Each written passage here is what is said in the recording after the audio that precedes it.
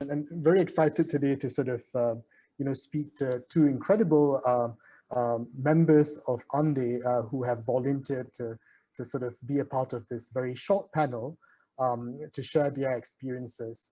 I'll do a quick round of introductions and would love to start off with the first question. So we have Erica Wu on the panel. Erica is the Deputy Project Manager of Innovation for Sustainable Agriculture in Swisscontact in Cambodia, dialing in from Phnom Penh. She's worked on market system development in agriculture, tourism, and skills development, but has also led a lot of digitalization initiatives in Swisscontact, including rolling out their M&E system and their enterprise survey and database solutions. So welcome, Erica, to the panel. And joining Erica is Shyama Sinha. Shyama is a senior consultant at Vera Solutions, and Vera Solutions in India is a social enterprise providing cloud-based technology solutions to organizations in the development sector. Shyama comes from a background in management consulting, as well as in not-for-profit operations working on gender issues. So thank you so much, Shyama and Erica, for joining.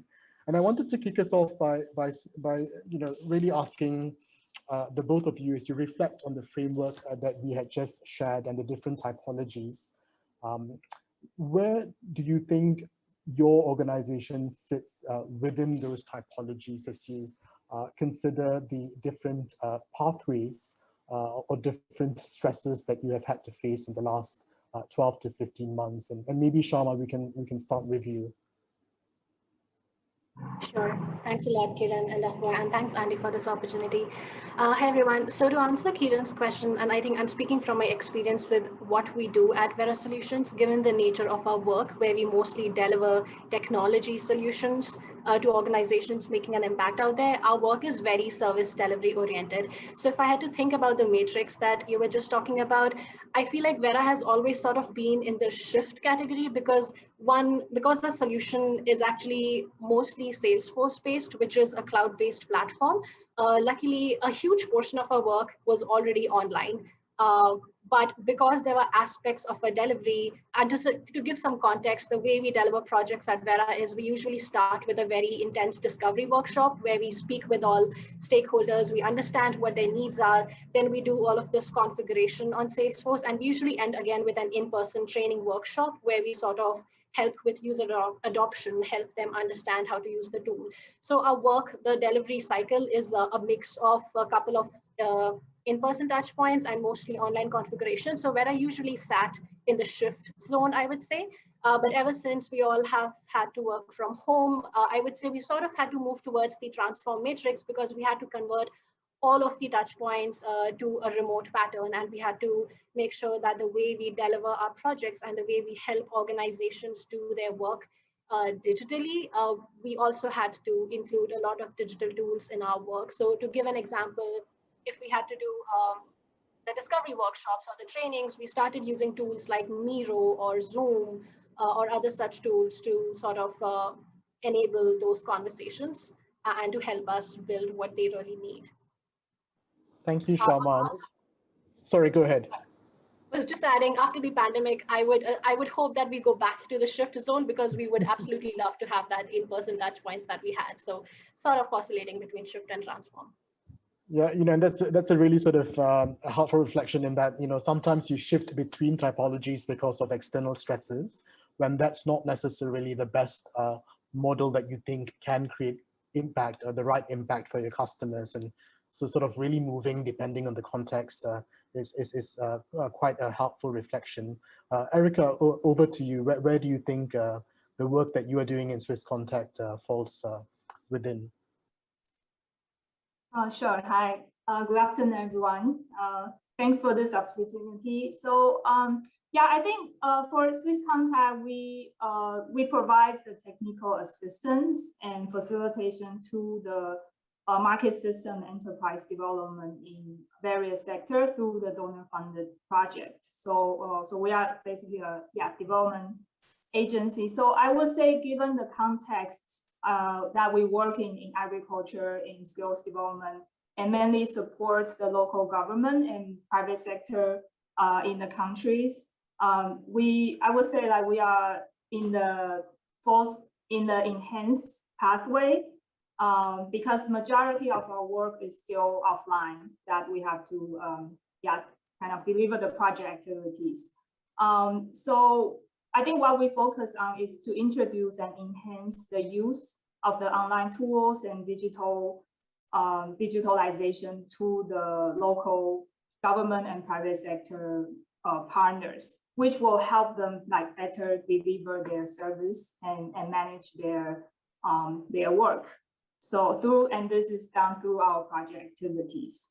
But I think I also see that we have some component in the shift pathway, because digitalization has been quite core to our project strategy. And what we have been doing now since in the last 12 months or even longer is that we support the Cambodia government, the ministries in digitalization. This is including the TVET online learning platform, the agriculture extension online system, kind of a go-to-market digital tool for both the Ministry of Agriculture as well as the private sector that is involved in that. So I think what we are really focused on is to make sure the system will be taken up by the local partner in the long term, instead of ending with the project. So when we initiate the digitalization tools, we will always have the we always develop it at the beginning with our partners, so to make sure that they have the ownership and they will be able to have the capacity to take it forward. So, for example, we in terms of kind of the approach, so for example, we did the e-training need assessment tool for the hospitality training that is aligned to the ASEAN standard. The training overall is offline, but the training need assessment, we could be during the COVID period, where we are able to do the online training need assessment survey with the enterprises, the hospitality enterprises, rather than do it in person. So, so this digital work has, in a way, replaced the offline work through the tools. And I think what we really focus on is the digital tool will help scale the services of the project, and the ministry, and where the ministry, the partners can take it forward to more provinces. So yeah, rather than having more like your direct work with the consultant in different provinces to do this. So I think, and then we also looking to improve the efficiency and the transparency, because the result can be shown from the digital tool directly, instead of waiting for a period of like analyzing and reporting.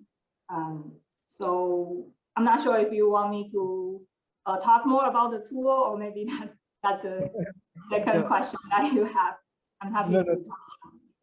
Thank you, Erica. Yeah, I would love to sort of hear a lot more, though I think we might have to move to the breakout rooms shortly. So quick reflections on what you shared. And it's interesting, and we saw this a lot in our analysis as well. You know, one of the reasons so many organizations decided to pivot to digital, and to a large extent were successful in doing so. So one is obviously the pandemic required that pivot in the sort of approach to how you deliver your services. But implicit in that was behaviors had to change, right? So when you think about large governments who before this would never, you know, consider downloading the Zoom app, let alone sort of dialing in for a video call, many of them had to sort of do that. So you saw a shift in behaviors, and that also allowed for business models to scale, which is why you know, we are seeing many organizations that maybe started off with enhancing, choosing to stay within scale. But another lesson, I think, Shyama, that you mentioned that I'd love for you to elaborate a bit more on is that nothing can take away the importance of in-person interactions. So we'd love to sort of hear your reflections as you have gone down this journey as to how important that is. I mean, we're about 12 months into Zoom world these days. So we'd love to sort of understand, how you are thinking about that model and what lessons there might be from that sort of digitalization journey. Yeah, absolutely. So pretty much what he said. So I think we really value when we get to meet our clients face to face, and we sort of sit in the same room. We have some kind of energy or vibe going around in the room, which is always helpful, and no tool can really replace that. And we would eventually want to get to that. I think right now, because we had to shift those conversations to Zoom or doing in any other remote manner, one learning that we had was uh, the cadence has to be slightly different, right? Like earlier, we probably would have done a training workshop in 2 days where we all are probably sitting together and spending time together, maybe 6 to 8 hours in a day. Whereas now, if we have to deliver the same training workshop, we would probably set up a session of maximum 2 hours in a day, and we would rather maybe stretch that training over 4 weeks so that we have broken down sessions over a period of 4 weeks, because that one would be less overwhelming. There wouldn't be an overload of information that you have to get through a screen. And of course, the whole Zoom fatigue that everyone is now obviously aware of. So I think that was a big learning to sort of decide how to like shift the cadence for these things that we do in person. How do we now do that uh, when we are remote? And also the tools have evolved a lot. Like Miro, I think, was sort of starting off, but now they have evolved the way the tool itself works so well. It's so easy to have very collaborative discussions using that tool. We sometimes feel like it's as easy as using a whiteboard when you're sitting in the same room. So yeah, so usage of tools, the cadence that we want, that those have been some things that we have learned. And also one big learning that I wanted to share is also sort of addresses what has worked well in some ways. And I say this both from the point of view of Vera as service delivery organization, and also from the point of view of organizations who come to us because they're starting on their digital transformation journey. One thing that always works is giving importance to the initial discovery phase and having that in-depth conversations of what exactly do you need. And if you actually maybe visit Vera Solutions website, there's also a blog that talks about criteria to evaluate when you are looking for digital tools or when you're looking at technology. There are a ton of things that organizations really need to sit and think hard and then maybe score them and then decide on the tools that they wanted to proceed. And I would never devalue that discovery phase. Yeah. Thank you so much, Shyama, for those examples, and Erica as well. Thank you for being on the panel.